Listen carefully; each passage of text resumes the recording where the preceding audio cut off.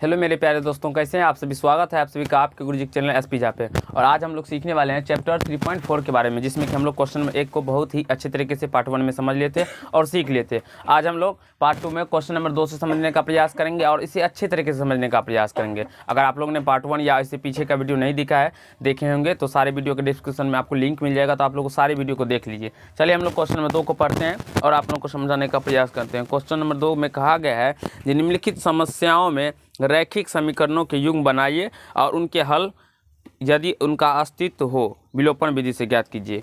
तो हमें विलोपन विधि से इसका हल ज्ञात करना है। तो क्वेश्चन नंबर 1 आपके स्क्रीन बोर्ड पर चला गया होगा, आप लोग पढ़ सकते हैं। क्वेश्चन नंबर 1 है, यदि हम अंश में 1 जोड़ दे तथा हर में से 1 घटा दे तो भिन्न 1 में बदल जाती है।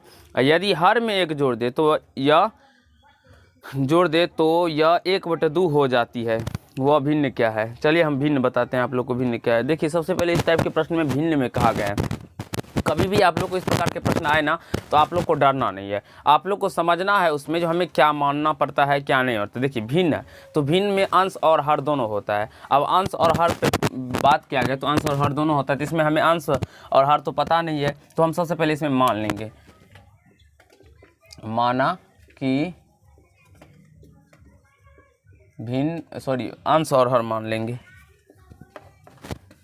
माना कि अंश x तथा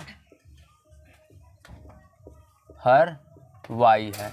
हम मान लिए माना कि अंश x तथा हर y है, तो भिन्न बराबर, तो भिन्न बराबर क्या होगा? आप सभी ने पढ़ा होगा, बचपन से ही हम लोग पढ़ते आ रहे हैं। जो भिन्न क्या होता है? तो अंश बटा हर होता है। भिन्न क्या होता है? तो अंश बटा हर होता है। तो अंश हमारा x है और हर हमारा y है, तो x बाई y हो जाएगा, यानी कि हमारा भिन्न क्या हो जाएगा? x बटा y हो जाएगा।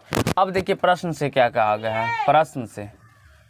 प्रश्न में कहा गया है, यदि किसी भिन्न के अंश में 1 जोड़ दे तथा हर में से 1 घटा दे तो वह भिन्न 1 में बदल जाती है। देखिए ये हमारा भिन्न, इसके अंश में हम क्या करते हैं? तो 1 जोड़ देते हैं और हर में से क्या करते हैं? तो 1 घटा देते हैं। तो यह भिन्न जो है ये 1 में बदल जाती है, यानी कि इसका परिमाण जो हो जाता है वो 1 हो जाता है। तो आप लोग इस प्रकार से इसका इक्वेशन बनाइएगा। अब इसको क्रॉस मल्टीप्लिकेशन कर देंगे, कोना कोनी गुना करेंगे, तो इसके नीचे में 1 है तो 1 से इससे मल्टीपल हो जाएगा, ये x + 1, और इसको 1 से होगा तो ये y - 1 हो जाएगा।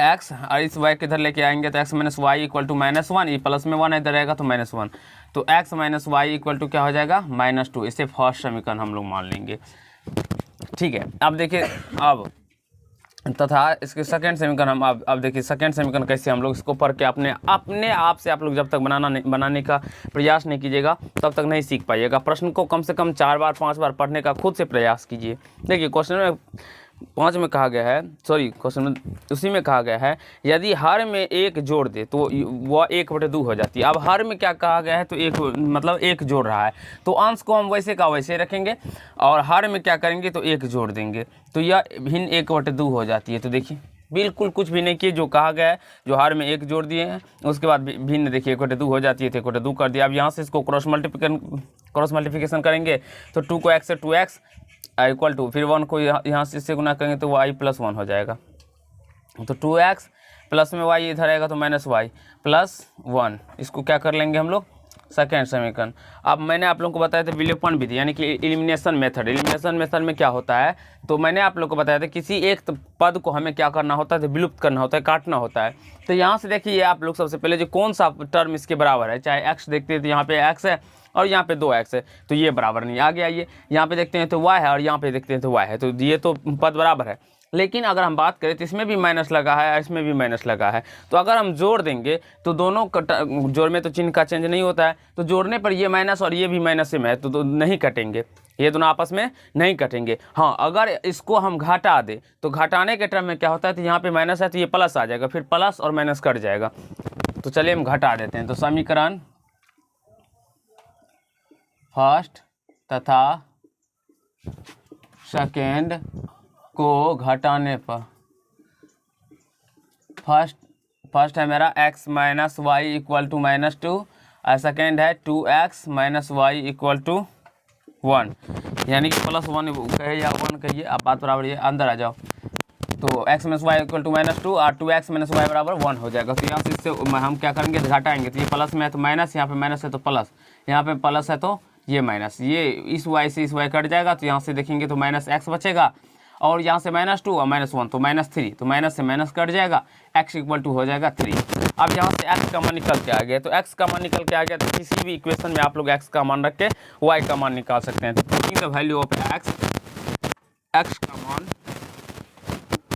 समीकरण इन इक्वेशन किसी भी रख सकते हैं आप सब। हम अगर मान लीजिए इस फर्स्ट में ही रखते हैं, तो x का मान putting the value of x in equation first, तो x का मान समीकरण फर्स्ट में रखने पर, आप इंग्लिश मीडियम के बच्चे होंगे तो आप लोग इंग्लिश भी लिख सकते हैं। कैसे यहाँ पे माना कि को आप लेट लिखिएगा, लेट और अंश को क्या लिखते हैं आप लोग को पता होगा, जो न्यूमरेटर और डिनोमिनेटर होता है, तो आप लोग को अंश को हम लोग न्यूमरेटर कहते हैं और हर को हम लोग डिनोमिनेटर कहते हैं, तो ये आप लोग को पता ही होगा बेसिकली। तो x का मान समीकरण 1 में रखने पर, एक क्या है हमारा x माइनस वाई, यानी x का मान रख देंगे 3 माइनस वाई इक्वल टू -2, तो यहाँ से -y इक्वल टू -2 और ये प्लस में 3 इधर आएगा तो माइनस में 3 आ जाएगा, तो यहाँ से -y इक्वल टू हो जाएगा -5, इस माइनस को हम लोग काट लेंगे, तो y इक्वल टू क्या हो जाएगा 5। अतः हमसे भिन्न पूछा गया है, हमारा अंश और हर का मान निकल के आ गया, तो भिन्न बराबर x बटे y, तो x था 3 और y का मान था 5। अब इसमें देखिए अगर आप लोग 1 जोड़िएगा और इसमें से 1 घटाइएगा तो आपका भिन्न 1 प्राप्त हो जाएगा। देखिए कैसे प्राप्त होता है वो आपको प्रूव करके दिखाता हूँ। देखिए 3/5 है, इसमें हम 1 जोड़ देते हैं, इसमें हम 1 घटा लेते हैं, तो ये हो जाएगा 3 + 1 4, 5 में से जाएगा तो 4, तो ये 4 से 4 कट जाएगा तो 1 प्राप्त हो गया ना। अब सेम कंडीशन कीजिए, तो इस यहाँ पे 3/5 है। आप देखिए केवल और केवल आप लोग अंश में से ही 3/5 आंसर मिल गया आप लोग को। इसमें कहा गया है जो हर में 1 जोड़ देते हैं, तो 1 जोड़ने पर यह 1/2 हो जाती है। देखिए 3/6 हो जाएगा, 3 × 1 = 3, 3 × 2 = 6, ये कि 1/2 प्राप्त हो गया ना। अगर इस ये यानी कि जो समीकरण में कहा गया है उसको आप लोग फॉलो करवाइएगा और आपका आंसर जो जितना परिमाण में आता है उतना मिल जाता है, तब आप समझ सकते हैं। इस प्रकार से चेक भी कर सकते हैं जो इसका मान कितना निकल के आएगा। और इस टाइप के प्रश्न को मैं आप लोग को एक समय आएगा जबकि 2 सेकंड के अंदर भी बनाने के बारे में बताऊँगा, तो इसे नोट कर लीजिए, क्योंकि आप अभी क्लास 10th में पढ़ रहे हैं तो इसको आपको बेसिक भी जानना पड़ेगा। और आप लोग को ट्रिक भी बताऊंगा जो कैसे इस टाइप के प्रश्न को आप लोग धुआं कर सकते हैं 2 सेकंड के अंदर, तो इसे नोट कर लीजिए जल्दी से। तो चलिए फ्रेंड हम लोग क्वेश्चन में 2 के दूसरे में प्रश्न को सीखते हैं। तो क्वेश्चन में 2 के दूसरे में प्रश्न आपके स्क्रीन बोर्ड पे चला गया होगा, आप लोग पढ़ लीजिए। सबसे पहले देखिए अच्छे से पढ़ना है आप लोग को, पूरा लाइन बाय लाइन पढ़िए और अच्छे से समझने का प्रयास कीजिए। क्वेश्चन नंबर 2 में कहा गया है जो 5 वर्ष पूर्व नूरी की आयु सोनू की आयु की तिगुनी थी। ठीक है, कोई बात नहीं।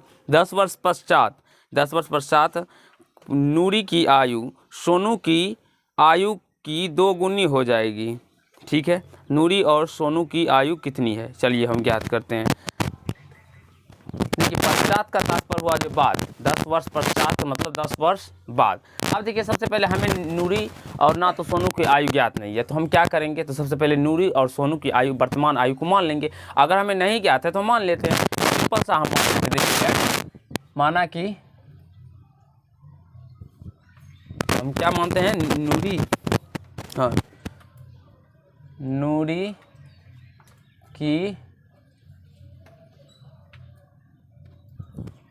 यहाँ पे देखिए नूरी तथा लिखिएगा, ठीक है अच्छे से लिखना, नूरी तथा सोनू, नूरी तथा सोनू है ना, हाँ सोनू है, सोनू की वर्तमान आयु क्रमशः x तथा y वर्ष है। इतना हम लोग क्या करेंगे, मान लेंगे। माना कि नूरी तथा सोनू की वर्तमान आयु कितना है, तो x वर्ष है, ये मान लेंगे। अब मान लेने के बाद हमें प्रश्न में जो सब कहा जाएगा उसके अकॉर्डिंग हमें चलना है। देखिए अब इसके बाद यहाँ से लिखते हैं प्रश्न से। देखिए जो हमें प्रश्न में कहा जाएगा मैं उसी प्रकार से चलता हूँ और आप लोग भी उसी प्रकार से चलने का प्रयास कीजिए। देखिए अब क्वेश्चन में कहा गया है 5 वर्ष पूर्व, मान लीजिए अभी हम 20 साल के हैं, तो 5 वर्ष पूर्व मैं कितना साल का रहूँगा, 15 वर्ष का होगा। तो उसी प्रकार से ये सोनू नूरी कितना है, x है, और सोनू y वर्ष का है। तो 5 वर्ष पूर्व नूरी कितना होगा, x - 5 वर्ष का होगा, और ये सोनू कितना होगा, तो y - 5 वर्ष का होगा। इससे कहीं से कोई दिक्कत नहीं हुआ होगा, इस दोनों को लिख दिया। अब आगे पढ़िए। इतना कर लेने के बाद कहा गया है 5 वर्ष पूर्व नूरी की आयु, इसकी ये जो है नूरी की आयु, सोनू की आयु की, इसकी ये तिगुनी है, सोनू की आयु की 3 गुनी थी, तो ये 3 गुना है 5 वर्ष पूर्व, तो ये 3 गुना है, तो हमें समीकरण को बराबर करने के लिए इसमें 3 से गुना करना पड़ेगा, तभी ना ये 3 गुना है, और मान लीजिए ये 3 है और ये 1 है, तो हमें इसको बराबर करने के लिए इसमें 3 से गुना करना पड़ेगा ना, क्योंकि देखिए इसका 3 गुना है, तब 3 से गुना कर देती, ये भी 3 हो गया और ये भी 3 हो गया, तब ये इक्वेशन बराबर हो गया। नहीं तो हम बराबर का चिन्ह वैसे बीच में नहीं डाल सकते हैं, ठीक है। अब यहाँ से इक्वेशन बराबर हो गया, तो इसको हम हल करते हैं, तो यहाँ से x - 5 = 3y - 15 हो जाएगा, और यहाँ से x और प्लस में है तो यहाँ से आ जाएगा तो -3y = -15, और ये माइनस में इधर आएगा तो +5 आ जाएगा, तो यहाँ से x - 3y = -10 आ जाएगा। इसको हम लोग फर्स्ट समीकरण मान लेंगे, ठीक है। अब देखिए तथा दूसरा कंडीशन पढ़ते हैं हम लोग। दूसरा कंडीशन में क्या कहा गया है, देखिए 10 वर्ष पश्चात, यानी कि 10 वर्ष के बाद नूरी की आयु, देखिए चलिए 10 वर्ष बाद, यानी कि वर्तमान आयु x था, 10 वर्ष बाद यानी x + 10, सोनू का आयु y था, और ये भी बढ़ेगा। कहने का मतलब तात्पर्य ये नहीं कि केवल और केवल 10 वर्ष पश्चात कहा गया है तो नूरी की ही आयु में केवल 10 जोड़ेंगे, नहीं, सोनू भी बढ़ेगा और नूरी भी बढ़ेगा, तो सोनू नूरी की आयु में 10 वर्ष जोड़ेंगे और सोनू की भी आयु में हम 10 वर्ष को ऐड करेंगे। अब कहा गया है जो नूरी की आयु सोनू की आयु की दुगुनी हो जाएगी। नूरी की आयु जो है, ये नूरी की जो आयु है सोनू की आयु की, इसकी ये दुगुनी हो जाएगी, यानी कि ये 1 है तो ये दुगुनी हो जाएगी, 2 हो जाएगी, तो इसको समीकरण को बराबर करने के लिए हमें इसमें 2 से गुना करना पड़ेगा। यही बहुत सारे बच्चे इसमें गलती करते हैं और मार खा जाते हैं। यहाँ पे आप लोग को क्या करना होगा, तो 2 से गुना करना पड़ेगा, तो यहाँ से क्या हो जाएगा x + 10 = इसको मल्टीपल करेंगे तो 2y + 10 को 2 से गुना करेंगे तो 20। अब इस 2y को इधर लेके आ जाएंगे तो x - 2y = 20, यहाँ से प्लस में 10 है तो यहाँ से आएगा तो -10 आ जाएगा, तो यहाँ से x - 2y = 10, इसको सेकेंड समीकरण मान लेंगे। आई होप यहाँ तक आप लोगों को समझने में कहीं से कोई दिक्कत या कठिनाइयों का सामना नहीं करना पड़ा होगा। अब हम लोग समीकरण फर्स्ट और सेकेंड से देखिए, अब हमें इसको विलोपन विधि से सॉल्व करना है, तो मैंने आप लोग को पहले भी बताया था, इसकी कोई टर्म देखिए बराबर है, यहाँ पे x है और यहाँ पे भी x है, तो ठीक है बराबर है। अब हम देखते हैं इसके चिन्ह, यहाँ पे प्लस है और यहाँ पे भी प्लस है, तो प्लस प्लस कभी भी कट नहीं सकता है, ना ही वो घट सकता है, ना ही माइनस माइनस का भी कट सकता है, ना ही घट सकता है। तो इसको काटने के लिए आप लोग को कभी भी एक तो माइनस होना चाहिए और एक प्लस होना चाहिए, तभी वो कट सकते हैं या घट सकते हैं। और दूसरा कंडीशन क्या बनता है, और उसकी संख्या, यानी कि अगर हम बात करें अचर का, अचर भी समान आना चाहिए, यहाँ पे 1 है तो यहाँ पर भी 1 होना चाहिए, तो तब है दोनों में, तो इसको हम क्या करते हैं, समीकरण फर्स्ट तथा सेकेंड को घटा लेते हैं। समीकरण फर्स्ट तथा सेकेंड को घटाने पर फर्स्ट है मेरा x - 3y = 10 -10, और सेकेंड है मेरा x - 2y = 10, ठीक है। इसको हम घटाएंगे तो ये प्लस है तो माइनस, यहाँ पे माइनस है तो प्लस, और प्लस है तो माइनस आ जाएगा, ये और x कट जाएगा यहाँ से माइनस में और यहाँ से प्लस में, तो देखते हैं तो एक प्लस और एक माइनस हो तो घट जाता है, तो 3y में तो y चला जाएगा, 2y चला जाएगा तो y बचेगा, और यहाँ पे सबसे बड़ा संख्या कौन सा है 3, इसके पीछे जो चिन्ह रहेगा वो चिन्ह लगा देंगे माइनस। अब यहाँ से देखिए दोनों माइनस में है तो जुट जाएगा, 20 माइनस का चिन्ह लग जाएगा, तो माइनस से माइनस कट जाएगा तो y = 20, और y का मान निकल के आ गया 20। यहाँ से पता चल गया हमारा जो सोनू का जो वर्तमान आयु था कितना था, 20 वर्ष था। अब देखिए y का मान किसी में रख दीजिए, putting the value of y in equation first में रख देने पर, y का मान समीकरण फर्स्ट में रखने पर। और आई होप आप सभी को समझने में कहीं से कोई कठिनाइयों का सामना नहीं कर रहा होगा, मतलब करना पड़ रहा होगा आप लोग को। 3 या गुना y का मान 20, अब = -10। मेरे प्यारे बच्चों, इसको आराम से आप लोग घर पे 5 बार 6 बार प्रैक्टिस कीजिएगा, तभी आप लोगों से भी बनेंगे। और मैं अभी आप लोग को समझा दिया हूँ, आप लोग कॉपी किताब बंद करके रख लीजिएगा, तब फिर नहीं समझ में आएगा। -60 है प्लस इधर बराबर की साइड आएगा तो +60 हो जाएगा, इसीलिए कोशिश करने वालों की कभी हार नहीं होती। यहाँ से 50 निकल के आ जाएगा।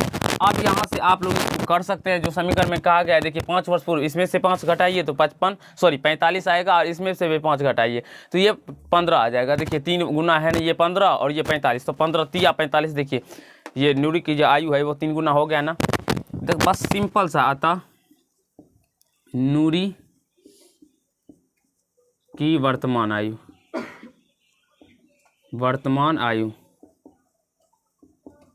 50 वर्ष तथा दिखाई पड़ रहा है बाबू, सोनू की वर्तमान आयु, वाई वर्ष, वाई कितना निकला है 20 वर्ष। आप इसको रख के निकाल भी सकते हैं। आई होप आप सभी को समझ में आ गया होगा, कहीं से कोई दिक्कत नहीं हुआ होगा, तो इसे जल्दी से नोट कर लीजिए या स्क्रीनशॉट ले लीजिए। इस पार्ट में हम लोग 2 ही प्रश्न को समझेंगे और 2 ही प्रश्न करके समझेंगे, जिससे कि हमारा कंसेप्ट भी बन जाए और हम लोग को पढ़ने भी मन लगे। तो धन्यवाद दोस्त, आज के पार्ट में इतना ही करेंगे। अगर आप लोग को ये पार्ट अच्छा लगा होगा तो वीडियो को लाइक कीजिएगा, कमेंट कीजिएगा, शेयर कीजिएगा और चैनल पर नहीं होंगे तो चैनल को सब्सक्राइब कर लीजिएगा, जिससे कि मेरे हर एक वीडियो का नोटिफिकेशन आप तक, और बेल आइकन को भी प्रेस कर लीजिएगा, जिससे कि हर एक वीडियो का नोटिफिकेशन आप तक पहुँचता है। तो धन्यवाद दोस्त, आज के पार्ट में इतना ही करेंगे और आप लोग हमारे चैनल से जुड़ सकते हैं अपने मैथ के कंसेप्ट को बढ़ाने के लिए। तो धन्यवाद, आज की पार्ट में इतना ही।